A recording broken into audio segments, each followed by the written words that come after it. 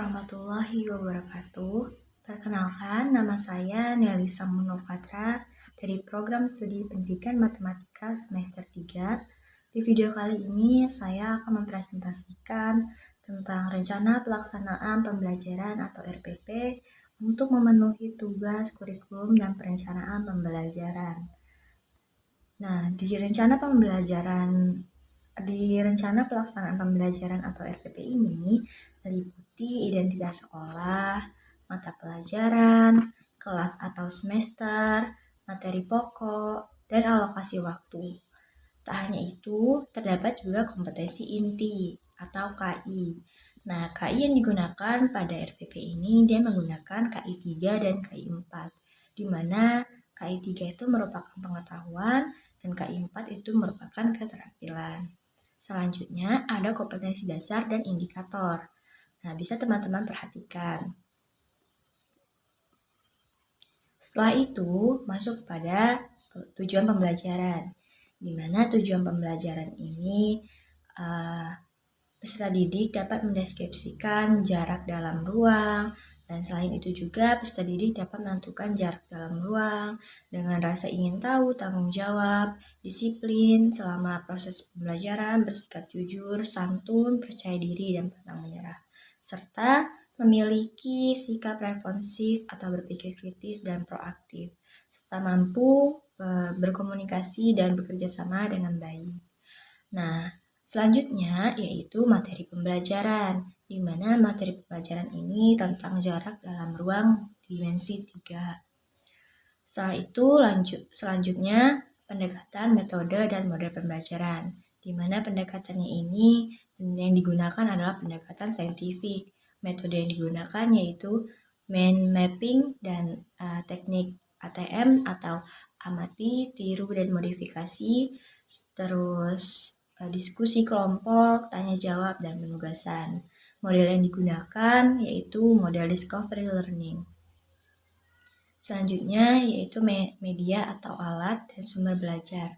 Media atau alat yang digunakan yaitu lembar kerja peserta didik atau LKPD, penggaris, papan tulis, dan LCD. Sumbernya buku matematika umum kelas 12 Kementerian dan Kebudayaan tahun 2018 dan buku sumber lainnya yang relevan serta internet atau video dari YouTube.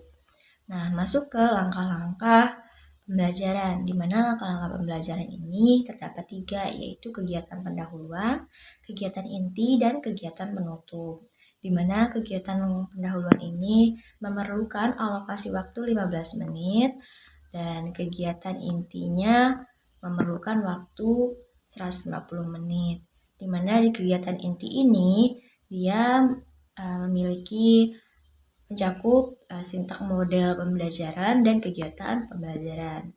Di sintak model pembelajarannya ini, dia yang pertama ada stimulation atau stimulasi atau pemberian rangsangan. Di kegiatan pembelajarannya itu yaitu kegiatan literasi, di mana mereka mengamati permasalahan dalam bentuk cerita yang disajikan. Selanjutnya yaitu problem statement atau pertanyaan atau identifikasi masalah, di mana kegiatan pembelajaran ini dia berkaitan dengan critical thinking atau berpikir kritik. Berikutnya yaitu data collection atau pengumpulan data. Lalu data processing atau pengolahan data, di mana kegiatan pembelajaran ini berkaitan dengan collaboration atau kerjasama dan critical thinking atau berpikir kritik. Setelah itu verification atau pembuktian. Kegiatan pembelajaran ini berkaitan dengan critical thinking atau berpikir kritik. Setelah itu generalization atau menarik kesimpulan. Kegiatan pembelajarannya berkaitan dengan communication atau berkomunikasi dan creativity atau kreativitas. Nah, selama pembelajaran jarak antar titik dalam ruang dimensi 3 ini berlangsung, guru mengamati sikap siswa dalam pembelajaran yang meliputi sikap disiplin, rasa percaya diri, berperilaku jujur, tangguh menghadapi masalah, tanggung jawab, rasa ingin tahu, dan peduli lingkungan. Nah, masuk pada kegiatan penutup, di mana kegiatan penutup ini dia memerlukan alokasi waktu 15 menit. Setelah itu penilaian. Nah, penilaian digunakan yang pertama itu teknik penilaian. Teknik penilaian ini mencakup 3 bagian, yaitu penilaian sikap, penilaian pengetahuan, dan penilaian keterampilan. Yang kedua, bentuk penilaian, di mana di bentuk penilaian ini dia menggunakan 4, observasi, tes tertulis, unjuk kerja, dan proyek. Yang ketiga, instrumen penilaian. Di instrumen penilaian yang ketiga, instrumen penilaian atau terlampir. Yang keempat, remedial. Nah, remedial ini dilakukan bagi siswa yang pencapaian KD-nya belum tuntas atau penilaiannya belum mencapai ketuntasan. Yang kelima, itu pengayaan, di mana bagi siswa yang sudah mencapai nilai ketuntasan diberikan pembelajaran pengayaan. Selanjutnya yaitu jurnal penilaian sikap. Nah, di jurnal penilaian sikap ini bisa teman-teman perhatikan, di sini terdapat waktu, nama, kejadian atau perilaku, butir sikap, positif atau negatif, tindak lanjut. Selanjutnya yaitu rekapitulasi jurnal kompetensi sikap spiritual. Nah, ini bisa teman-teman perhatikan, ada di kolomnya ini ada nama, ketaatan beribadah, berperilaku syukur, berdoa, toleransi agama, deskripsi dalam rapor. Nah, ada rekapitulasi jurnal kompetensi sikap sosial. Ini hampir sama seperti tadi, hanya saja ini berkaitan dengan sikap sosial. Selanjutnya yaitu instrumen penilaian sikap, jurnal observasi. Ini bisa teman-teman perhatikan. Masuk kepada instrumen tes tertulis. Di instrumen tes tertulis ini dia terdapat kisi-kisi soal. Karena sini kisi-kisinya ada 1 soal, maka soalnya terdapat 1, dan ini terdapat penskorannya juga. Nah, pengolahan nilai. Pengolahan nilai ini digunakan menggunakan penilaian kuantitatif dengan skala 0 sampai 100.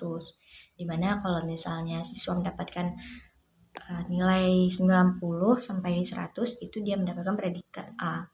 Sedangkan kalau dia 80 sampai 89 dia mendapatkan predikat B. 70 sampai 79 itu mendapatkan predikat C. 0 sampai 69 itu dia mendapatkan predikat D. Bisa teman-teman perhatikan juga instrumen tes unjuk kerja ini juga terdapat kisi-kisinya. Terdapat 5 kisi-kisi. Ini bisa teman-teman perhatikan ya. Terus ada contoh rubrik penilaian juga. Nih. Selanjutnya itu instrumen penilaian proyek. Terdapat langkah-langkah dalam pengerjaannya. Ada rubrik penilaian proyeknya juga. Nah, ini juga ada skornya. Skornya itu ada 90 sampai 100 sama seperti tadi. Siswa akan mendapatkan predikat A, 80 sampai 89 itu mendapatkan predikat B, 70 sampai 79 itu mendapatkan predikat C, dan kurang dari 70 itu mendapatkan predikat D. Jika tidak melakukan tugas proyek, dia akan mendapatkan nilai 0. Selanjutnya ini ada program remedial, di mana bisa teman-teman perhatikan ya. Ini ada keterangannya juga. Ada strategi pelaksanaan pembelajaran yang medial, baik dia yang disesuaikan dengan jenis dan tingkat kesulitannya, pemberian bimbingan secara individu, secara kelompok, pembelajaran ulang dengan metode dan media yang berbeda, terus tugas-tugas latihan secara khusus, atau pemanfaatan tutor sebaya. Ini bisa teman-teman perhatikan. Selanjutnya yaitu program pengayaan. Bisa teman-teman perhatikan. Dan ada keterangannya juga. Baik, mungkin sampai sini saja presentasi saya. Saya mohon maaf karena video dokumen ini mungkin ada beberapa yang kosong karena ini menggunakan handphone. Saya mohon maaf.